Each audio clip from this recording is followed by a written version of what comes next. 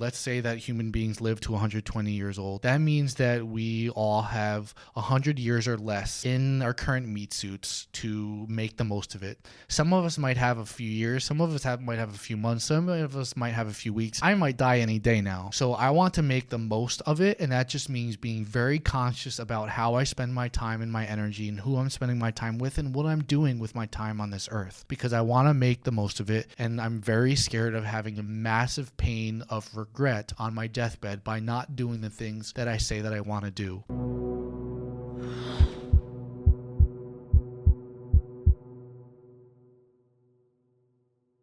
Welcome to episode 7 of the Dr. Chris Stepien Show, where my mission is to help people who are suffering and the doctors, therapists, and healers who are committed to doing something about it. Today, I want to talk to you about the 5 frames that I use for waking up and staying awake. I don't know if you're anything like me, but I am very scared of sleepwalking through life. I'm currently 39 years old. I am scared of waiting till 44, 49, 59, 69, 79, maybe 89 years old, and realizing that I'm close to the end of my life, and then looking back and saying, hold on a second, Chris, you didn't do any of the things that you said were important to you. You didn't go after any of your goals and dreams. You didn't live consciously, and now you're about to die. And the pain of that regret scares me enormously, so much so that I have come up with these 5 frames for waking myself up and then for staying awake in case I fall asleep again and I start sleepwalking through life. The beautiful thing about these frames is that once you wake up, you're truly free. Just like once you've truly spiritually, emotionally died, now you can truly live. With these 5 frames,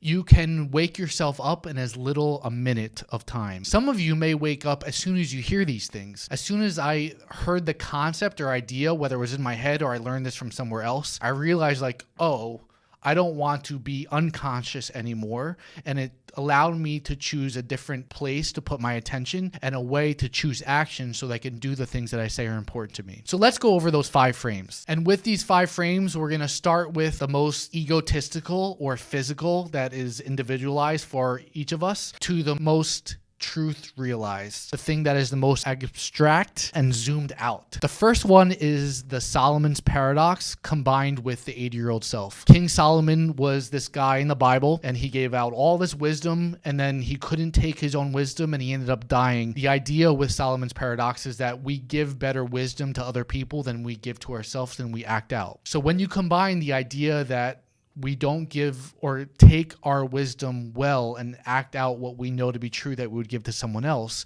with the idea that your deathbed self, the one that has lived your best life, your 10x life, who has expressed your fullest potential, can communicate and speak to your current self now. So if you tap into that current self who knows you better than anybody else is going to know you and anybody else who's going to give you advice and wisdom, and you talk to them in your mind's eye. So whether you're meditating or whether you're just outside wandering in nature, you can use these frames anywhere, or whether it's before sleep and you're going in your mind's eye and then you're going and talking to 90-year-old Chris, however old he is, and he's super happy. He's lived his best life ever. So many happy people around his deathbed. And then I'm going to talk to him and say, okay, 90-year-old Chris, I'm struggling right now. What do I do with my current circumstances? I'm stuck. I'm not sure what action to take. And what action do I take to get to your place, to get to the place where I would live this amazing, fulfilled, purposeful life, and I don't have any regrets like you do on your deathbed? This is how you use the Solomon's paradox with your deathbed self. And just realize that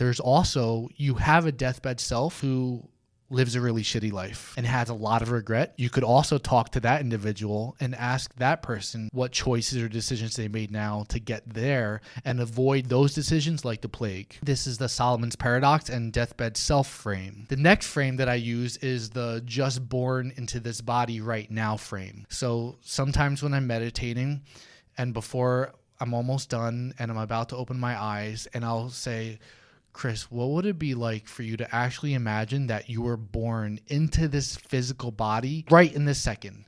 You have no concept or memory of anything from 0 to 39 years old, and you're just born right now. So when you open your eyes, everything you see and everything you experience is going to be for the very first time. And then you do it, and you get yourself into that place, and you say, okay, this is going to be brand new. And then you open your eyes, and you look around, and you realize that there's this unbelievable 3-dimensional world that you have available to you. And then as you're looking around, you see these hands going up by your side. And you're like, what are these things?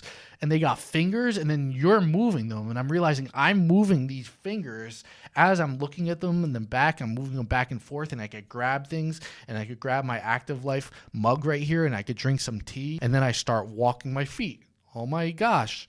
My feet are moving on the ground. How amazing. And then I smell flowers outside, and then there's a cookie, and I eat this cookie. Oh my gosh, I can taste this thing. And I look around all these senses, and I feel warmth on my body or cold on my body and all the stimulation. It's an amazing exercise to become very, very present right now and appreciate the body that you have. I sometimes at 39 years old get very scared about the body that I'm in, that my low back is bothering me, or that I can't use my hands as well, or I can't run anymore. And when I use this frame on a daily basis, I see that I have so much about my body that is going so damn well that it allows me to be very, very grateful. And instead of being very pessimistic about my future, I become very optimistic. So this frame is the Just Born Right Now frame, and it'll help you get into your body and appreciate what your body and your health can do right now. The third frame I like to use is the Zombies Everywhere frame. I heard this story some time ago where you've probably been walking on the street and there are other people walking by you and they don't even look at you. I notice that I'm looking at people and I'm waiting for them to look at me so I can smile, and they don't even look at me. Or sometimes I'll just be like, hey, hi.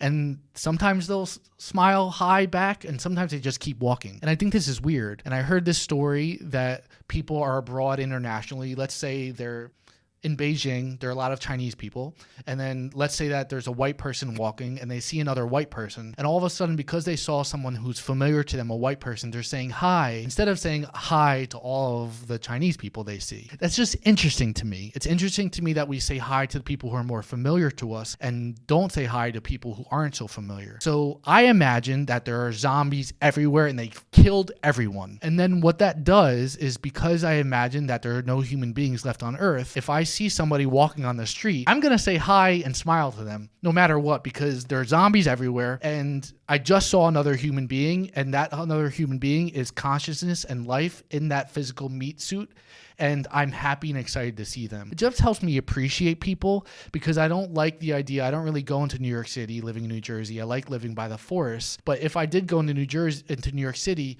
I would want to be connecting with all of the people there. I don't like the idea of going to a place with other lives being lived by people in meat suits and just not acknowledging them. I've even found that when I walk by people on the street who are asking for food or money, I learned somewhere along the way, if I didn't have money or didn't want to give them money, I'm sorry, I don't have any money to give to you, but I see you. I'm sorry, I can't help you right now. And I would have a lot of homeless people say, thank you so much, just for acknowledging their existence. Pretend like there are zombies everywhere, and then you will appreciate and respect every single human being that you see. The fourth frame that I use, I call the Reign Over Me frame. 2007, this awesome movie with Adam Sandler came out. It hit me right in the heart, called Reign Over Me. And in the movie, Adam Sandler has a wife and 3 daughters, and they die in a plane crash, in the 9/11 plane crashes.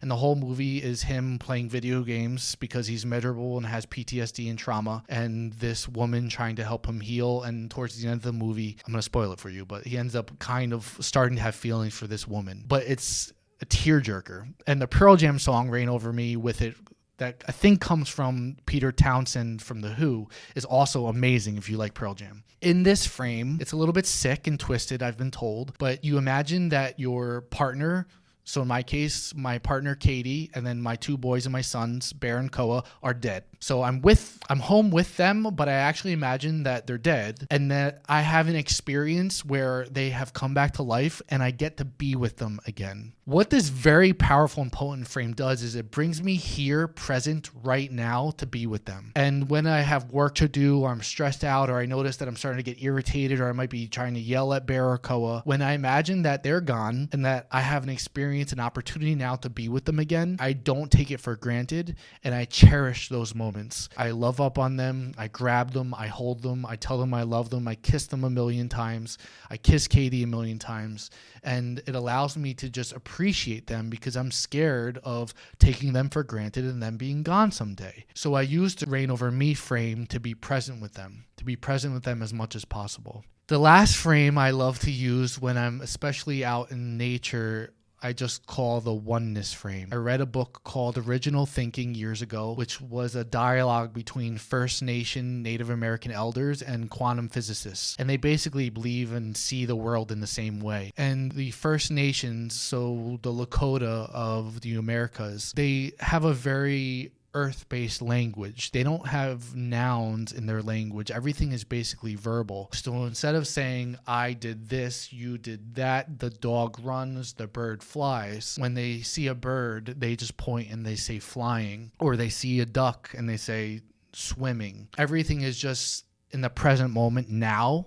It's all happening and unfolding right now. And then by pointing at the different animals doing this and saying being, so instead of saying, I am that, being, flying, swimming, running, walking, you're acknowledging that your consciousness is inside of your meat suit, but it's also inside of that meat suit. It allows the separation between bodies to diffuse so that we become one and connect with all of us. And then we realize that when we die, we're only leaving this physical meat suit. It doesn't mean that our consciousness is dead. Our consciousness dissolves. Our consciousness just evolves and becomes something else. Because before I was born in this meat suit in 1984, I was something else from the beginning of time, whenever the Big Bang happened. I am consciousness, always evolving. This is just my current evolution of my consciousness. It's currently in Dr. Chris in this physical meat suit, wearing this costume, pretending to be this doctor who has things to say and on this mission of helping people heal suffering. So to humble myself, I just say flying, running, swimming, seeing, meditating, watering plants, drinking tea. It's hot. That's who I am. And this helps me get over myself and out of my ego-based thinking and into a more calm-based thinking about the world. And this is also a great frame that I use before. One of the styles of meditation I use is I bring my awareness to all of space and time. So instead of being in this room or in New Jersey, I try to contemplate how big the universe is. And it just helps your mind to make really far connections in your mind in order to connect the dots and create stronger neurological connections so that we become more brilliant than we already are. Those are the 5 frames that I use to wake up and to stay awake. If you're viewing this, I assume that you're at least 20 years old, and let's say that human beings live to 120 years old. That means that we all have 100 years or less in our current meat suits to make the most of it. Some of us might have a few years, some of us might have a few months, some of us might have a few weeks. I might die any day now. So I want to make the most of it, and that just means being very conscious about how I spend my time and my energy and who I'm spending my time with and what I'm doing with my time on this earth, because I want to make the most of it. And I'm very scared of having a massive pain of regret on my deathbed by not doing the things that I say that I want to do. I hope that these frames help you wake up and stay awake and do the things that are deep in your heart that you aspire to do, your goals and your dreams that you thought were childish and you put aside, the things that you don't want to go after, especially you doctors, therapists, and healers who have a lot of healing to do and serving other people and aren't necessarily doing it for one excuse or another. I hope that you pick up your sword and you decide to go after your mission, whatever that thing is in your life, because the world needs more people with their hearts lit on fire, lit ablaze, and doing the things that only they can do, singing the song that only they can sing. Try one of the frames. Please reach out to me, comment, DM, whatever on Instagram, email, doesn't matter. Let me know how it goes. Let me know if it's helpful. Any of your feedback and your comments are really helpful to me because it lets me think about what type of content that I continue to create for you. And subscribe on Spotify and YouTube. And until next time, I hope you have a wonderful day. It is a good day to die. Aho.